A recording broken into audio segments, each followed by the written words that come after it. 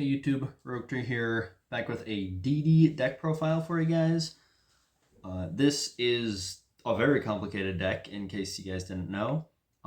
It's super fun to pilot though, really fun to try to find the lines. And I figured I'd show it off because the rank 6 did not get banned.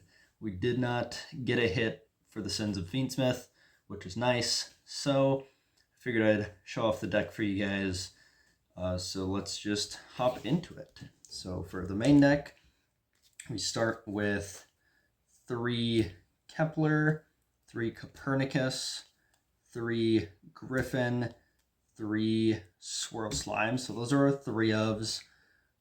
Kepler, Copernicus are your 2 1-card starters. No, Copernicus not 1 card, but it's Gate, Search Copernicus. But they're both your best starters in the deck. Just super good combo beginners. Griffin and Swirl Slime are super good extenders, especially Griffin. Griffin was such a godsend when it got printed. Just fixes so many of the deck's problems. Just gives an extra level 4 to get into the rank 4. And then just go off from there. And Swirl Slime being able to get an early Genghis is super nice because then it lets you be a little more flexible in your combo lines because you just get that extra reborn early. And then the graveyard effect to summon from hand is also super beneficial in a lot of scenarios. So that is all of the 3 ofs. And then we've got 2 Orthos, 1 Zero King, 1 Cerberus, 1 Thomas, 1 Necroslime, 1 Vice Typhon, and 1 Lamia. A lot of 1-ofs. I hate it, but that's how the deck has to play because I've got the 2 Orthos. I've seen 1, I've seen 3. I like it at 2 as the 1 tuner that you're gonna use for your synchro during certain lines. Lamia is a tuner, but it's just here for the 1-card gate combo. But yeah, 2 Orthos, 1 Zero King. I would love to not have to play this card, but for Kepler to be a 1-card combo, you kind of got to play it, get a 0 scale. Same with the Cerberus, making the Kepler a level 4 for the 1-card combo. If there is ever another DD 0 scale printed that is even remotely decent and you don't have to play these 2, that would be great. But they're kind of necessary evils right now. And then the Thomas is also part of the gate combo, but it's also just a generally good card if you happen to have a hand that you can kind of pick whatever scales to set with your link. You often want to go for Thomas just because it's good. It's good sometimes for extension, but a lot of the time for just recursion to be able to get back to swing on turn 3. Just being able to get a bunch of resources back from your extra deck. And then Necroslime, Vice Typhon for the sends off your rank 5, for the fusion monsters, for Genghis and for Big Genghis. Again, would love to not have to play Vice Typhon, but that's kind of how the deck plays at the moment. These 3 here, Vice Typhon, Cerberus, and Divine King, if there is new DD support in the future, those 3 would be the first to cut. Those would be lovely to have to not play, but they are kind of a necessary evil, as I'm saying. I am playing 43 cards, so it is a little less likely to draw them, but it's still not ideal. There are hands where you'll draw them and it'll be totally fine. Most of the time, it's just a little annoying if you happen to draw just like Kepler, Divine King, and 3 non-engine, and then you just don't get to do your 1 card. But that's just one minor flaw, but otherwise it's usually pretty consistent in not drawing those, especially with playing a hair over 40. But then for contracts, we have 2 gate, or 3 gate, and 1 Swamp King. I'm not playing the field spell in this version. I do like it, but I couldn't quite didn't quite want to make the space for it, and it does contribute to some cloggy hands sometimes, so I decided against it. It is decent, but otherwise 3 gate, 1 card starter, and just generally super good card. Once per turn Rhoda, that's a continuous spell. Just any deck would want that. It's just nutty. Swamp King, just getting that extra fusion spell. You just search it, made a combo. But yeah, those are all the gates that I'm playing. And then I am playing 3 Small World. If you have the Yubel field spell that can search the like Kepler and Copernicus, that's probably better. I don't mind Small World in this deck, mostly because you don't have to play a dedicated bridge, because there are bridges just in your non-engine, which is super nice that you just have cards that are non-engine, but those are also your Small World bridges, which I will explain what those are when we get to them. But it's not too bad. I'm not playing the like what Archfiend Eccentric that a lot of people are playing. There's a lot of easier, a lot of better bridges that you can play that are just non-engine cards. But then that is the last of the spells, and then it's just the one Headhunt. Headhunt, super good card. You search it off of your Griffin, and then it's just if you control a DDD, take an opponent's monster and negate its effects, and you take it until the end of your next turn, and it's treated as a DDD, so you can just use it as material for your guys. Just super good card. It's monster negation, and it's pretty much a Widow Anchor, which is just super good, and it's super searchable through your combos. It's part of most end boards, so it's just super good end board piece. But that is it for the engine. For non-engine, the Small World bridges are the Bystials, because these do not match any type, level, attack, or defense with any of the DDDs. It is just dark, so you just reveal any DD, reveal one of these, matching just dark, and then reveal, search any other DD, which is super nice to just be able to play some Bystials and just have that as a Small World bridge instead of having to play a dedicated bridge like that. But then the rest of the non-engine is mostly because the deck is kind of fragile to your Gilgamesh getting negated. So we do have 1 Called By, 3 Crossout, and then we've got 2 Veiler, 2 Mourner, 2 Imperm, and 2 Nib. I am kind of a fan of playing 2-ofs with Crossout if a deck really needs Crossout, which this deck kind of does in its current playstyle. But I don't hate playing the 2-ofs, mostly because with cards like Nib and Mourner, it's just another way to not draw multiples, which is good, but you're still playing enough non-engine that you'll draw it often enough. You're just playing less copies of each, which I'm still on 6 total Monster Negate hand traps and the 2 Nib, because these 4 happen to be very good against this deck. The 3 hitting the Gilgamesh just is super devastating, which is why the Crossout is probably necessary, unfortunately.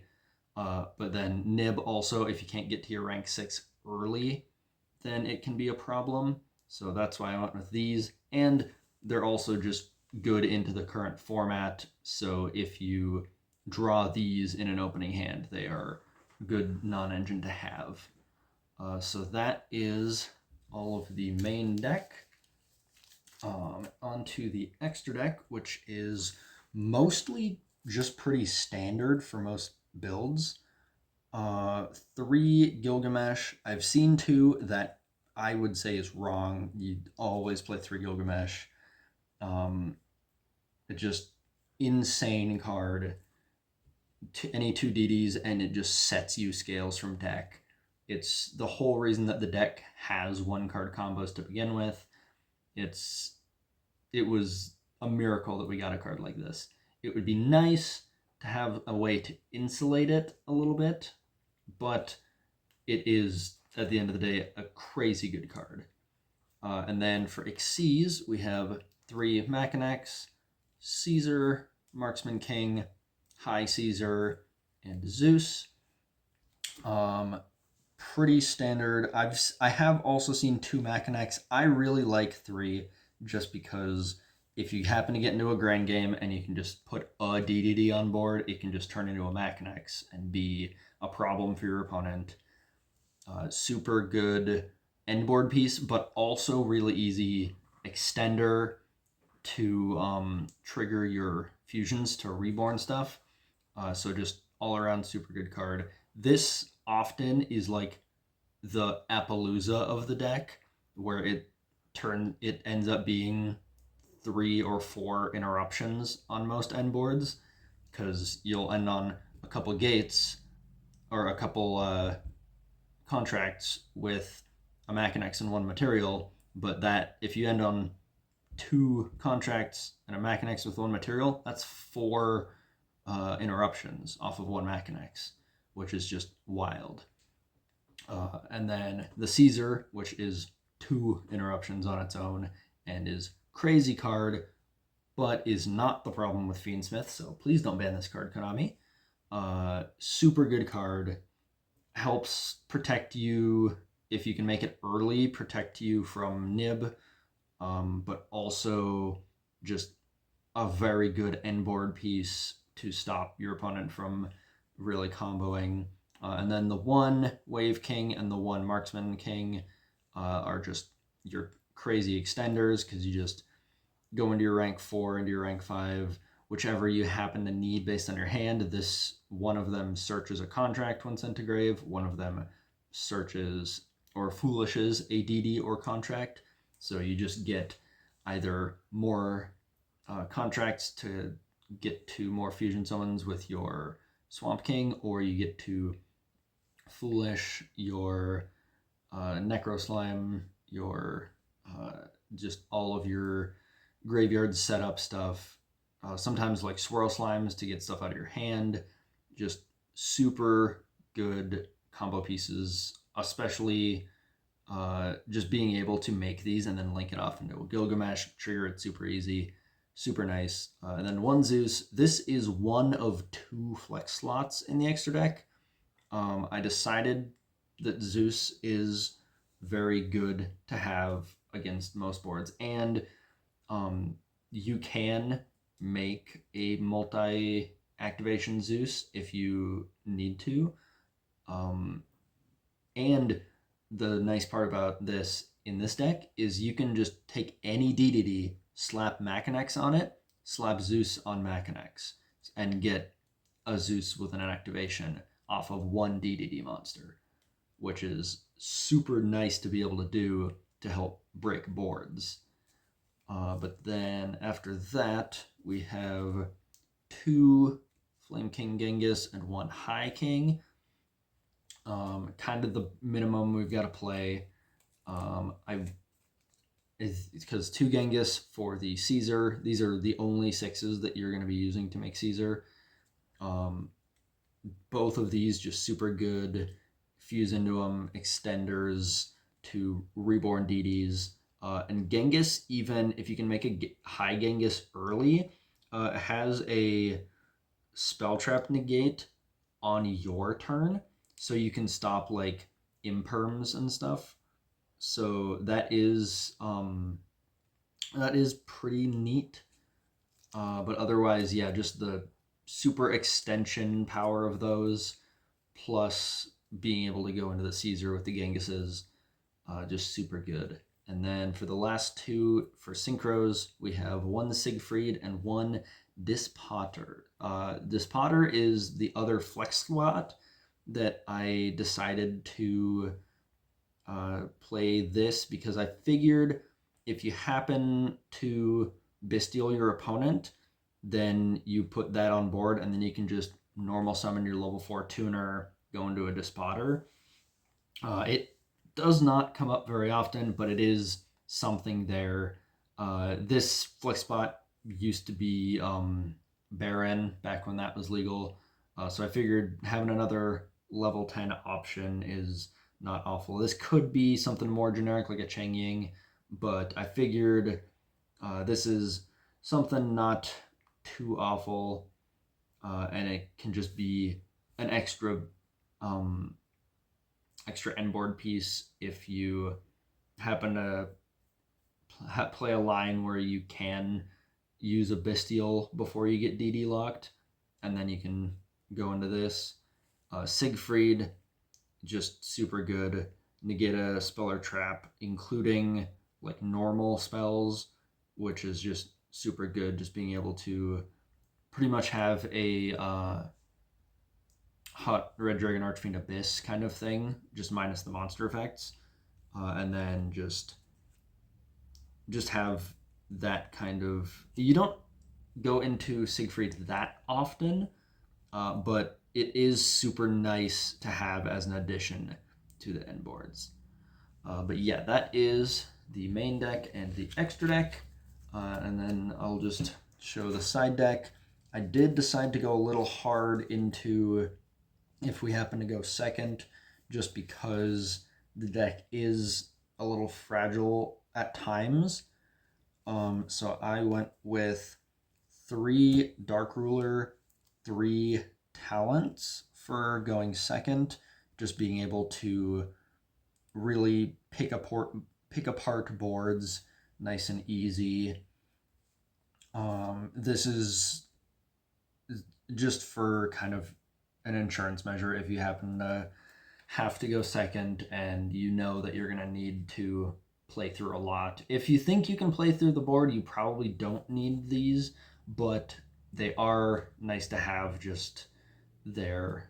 But then the other spots are 3 Droll, 3 Bell, and 3 Cosmic, just for whichever matchups they happen to come up for back row decks, for graveyard decks, for search heavy decks. Droll does occasionally hit this deck and is a nice cross-out target, but it's not as bad as the spot negation on your Link monster, so I figured I would have that in the side deck. And there are a lot of ways to play around Droll. A lot of your effects just foolish your DDs, or you can just play various lines that don't end up searching quite as much. But I think that's pretty much it. I'll have a combo tutorial for this out probably next week. I won't be doing a Lyrilusk combo tutorial because that deck list had Appaloosa as a main end board piece, and that is no longer a thing. So that deck will have to be totally scrapped and kind of replayed around with. So I'll probably get back with a new deck list after a while. But yeah, so there won't be a combo tutorial for that deck yet, but I will probably in the coming months mess around with that deck and get a new profile up for you guys. But yeah, that should be it for this deck and the profile. So yeah, this is Rogue Tier signing out.